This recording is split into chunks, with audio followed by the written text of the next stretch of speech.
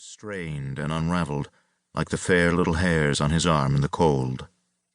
Then, in a particularly strong current that tugged the boat left, then right, the rope snapped. "Oh," he cried, not in a loss, but in a sudden rush of excitement. To Carl's surprise, his father did not run after it. Standing behind the boy in his old wool sweater, his slender shoulders hunched forward against the wind blowing from behind them, he put a firm, restraining hand on his son's shoulder, expecting that it was Carl who would give chase.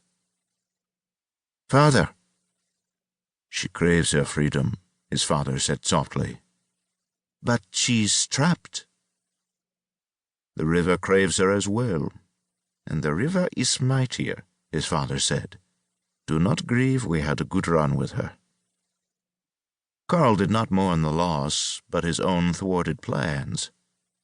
Now who would warn the invaders to stay away from their shores?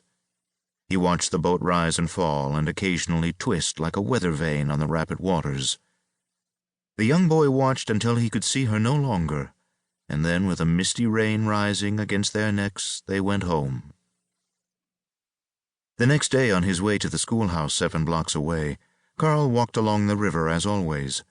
Only this time his eyes were not on the other children or the automobiles or the horse carts that moved through the cobbled streets. It was on the murky, olive-colored waters. Nearly at the school, he saw something that caused him to stop short. His little boat was lying on its side in the shallows, on the rock, more under the water than above it. He had seen the blue and green colors glinting dully in the sun. The rope he'd sawed in two was tangled on a metal projection from a barge parked along the shore. It had snagged the toy boat and dragged the Adelheid backward. There was a tiny rent in its hull, and water burbled in and out. It reminded him of the ocean liner his parents had been talking about 2 or 3 years earlier, the British ship that had collided with an iceberg and went down. Carl was sad, but only for a moment. His ship was dead, but there was something peaceful, natural, even beautiful about it. The Adelheid had ceased to be something belonging to people and was now more of a fish. He mentioned at supper that night what he had seen. His father smiled. "So, it is still just resting." "Yes, we need to find a way to free her. Perhaps we can throw stones? Sticks." "Oh, you do not understand," his father said with a wink at Carl's mother. "It has changed into something wonderful, like a caterpillar into a butterfly." "Father?" Carl asked, confused by that and by his mother's smile.